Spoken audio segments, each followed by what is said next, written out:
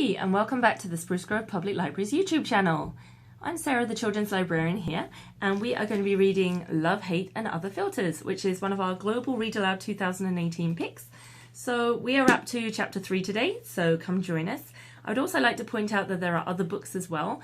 One book to connect the world doesn't technically mean just one book, it means one for every age group, so slightly stretched out on that one, but it's still kind of cool. And so we are reading this one for our teen pick, which is also through our virtual reading club for teens. So if you haven't already joined that, then do go on Instagram and look us up. We're on SGPL Virtual Reading Club. So we are going to continue with this one, but there are also other books. And for the juveniles, there is also Refugee, A Boy Called Bat, and also A Mal Unbound. So we are also reading A Boy Called Bat. So do find those videos if you want to read along. And also some of the picture books. So today is Love, Hate and Other Filters by Samira Ahmed. And we are up to chapter 4 today. So, chapter 4. Hey, I said as I approached Phil's table for another evening of tutoring. He's been waiting for me for 30 minutes while I finish my shift at the idle hour. Phil pushes a chair forward for me. As I slide down, I see a slice of chocolate cake with 2 forks resting on the plate. I smile at Phil. Chocolate cake is like our tradition, so, he says, so 2 times officially equals tradition. Well, football players are superstitious creatures of habit. I thought that was only for game days. It is, Phil says, dimple bears as he grins. Well, who am I to flout tradition? I look away. Plus, you know, cake is pretty much one of my favourite things. I add, raising a forkful to my mouth. Cake, not barfy? Phil asks. I'm gobsmacked. I look up, my eyes widen. The barfy? You remember that? Of course, though the name is kind of unfortunate. I laugh, tell me about it. Like every boy in the class starts calling me barfy or making barf jokes. But when you take one of the sweets and ate it, it's like, shut them up. I never forgot that. I'm not lying when I say this. I was 7 and made the colossal mistake of asking my mom to bring my favourite Indian dessert to school for my birthday.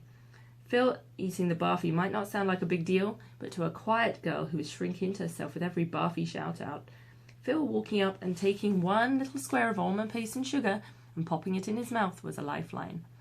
Phil looks at the floor for a second and then back at me. I think I ate like 8 of them, total sweet tooth. I smile and he smiles. There is smiling. I know I shouldn't read into Phil's memory. The fact is, barfy is a pretty memorable word.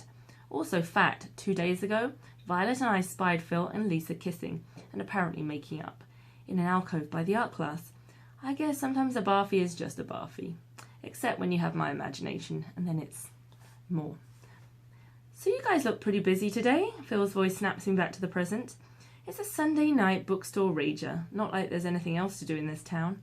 You really don't like living here, do you?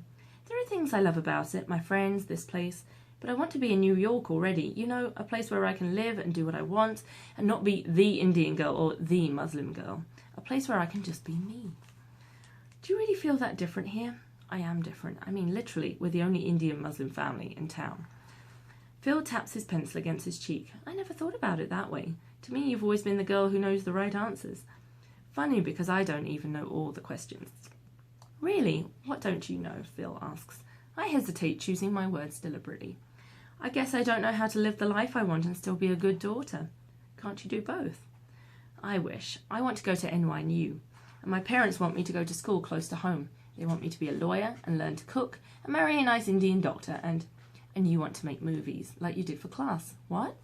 You did 3 movie projects for health class. Health class, a class that barely requires any work. Like for the whole Tobacco Will Kill You unit, you made that movie with all those clips about the smoker from The Breakfast Club. Judd Nelson? I named the actor for Phil. I'm in disbelief because Phil has memories of me, plural, as in more than one image encoded in his brain. I thought Mr. Chandler was going to die. Yeah, he called it highly unusual, and for some reason he gave me an A anyway. Of course he did, it was awesome. Phil pauses after he says this. He looks at me. I actually downloaded The Breakfast Club after that. My mum loves that movie, so she watched it with me. She sang along to the credits. That was embarrassing. I laugh. Oh my god, I can't imagine watching anything with my parents that mentions drugs and even has PG kissing.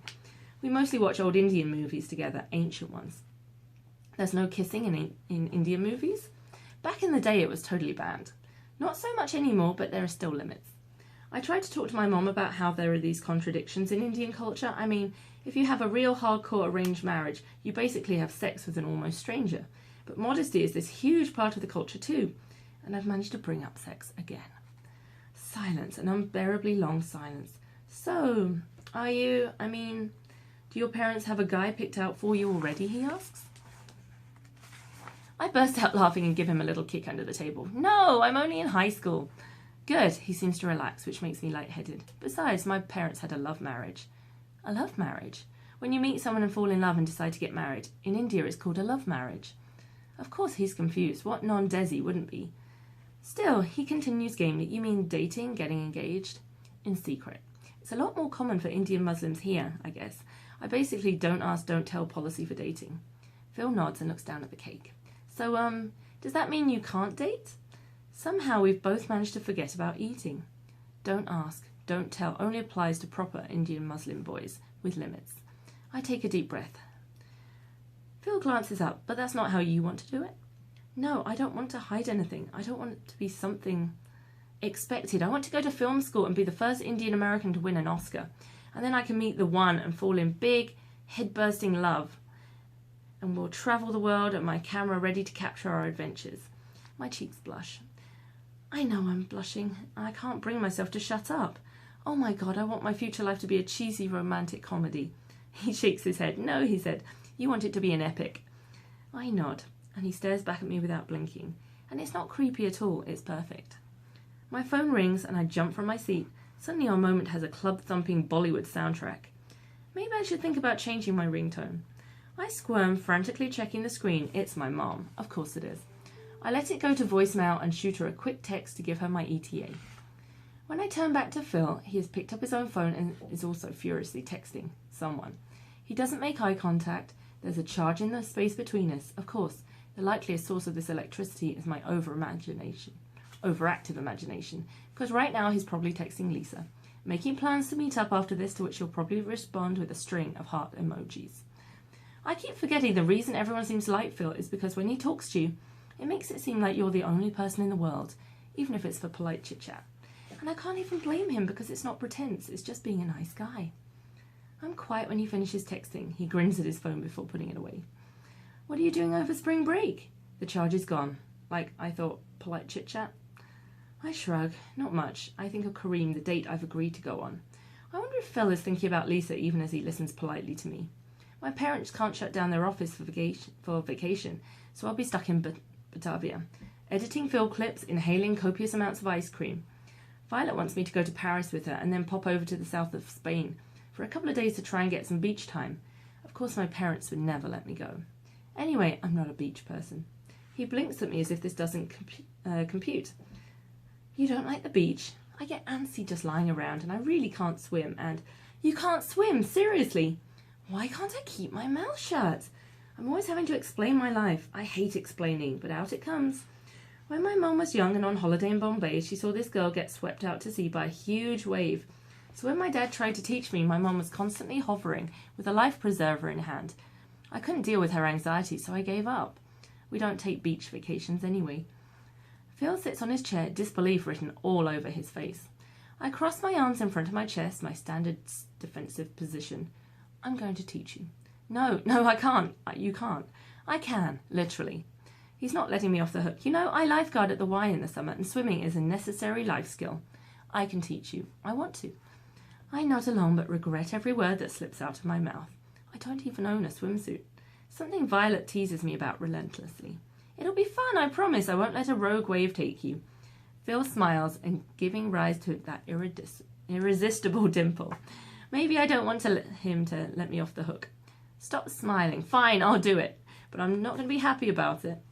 Great, and the weather's actually supposed to be hot next week. We should take advantage of global warming while we can. Don't you have something better to do with your time than watch me potentially drown? I'm hoping for one very specific answer, but then the image of him kissing Lisa in the Ark alcove pops to mind. I usually go to Michigan with Lisa's family, but not this time. Phil stares out of the big plate glass window, and then he turns back to me and says, I guess I get to be the tutor now. And that's the end of our next chapter. So thanks once again for joining us. And if you want your own copy of this book, then do come see us at the library or give us a phone or go on TrackPack and you can request your own copy. And then you can either read along with us, or if you just want to listen to me, then we can keep reading. Then that's awesome too. So thanks once again, and don't forget to join our virtual reading club.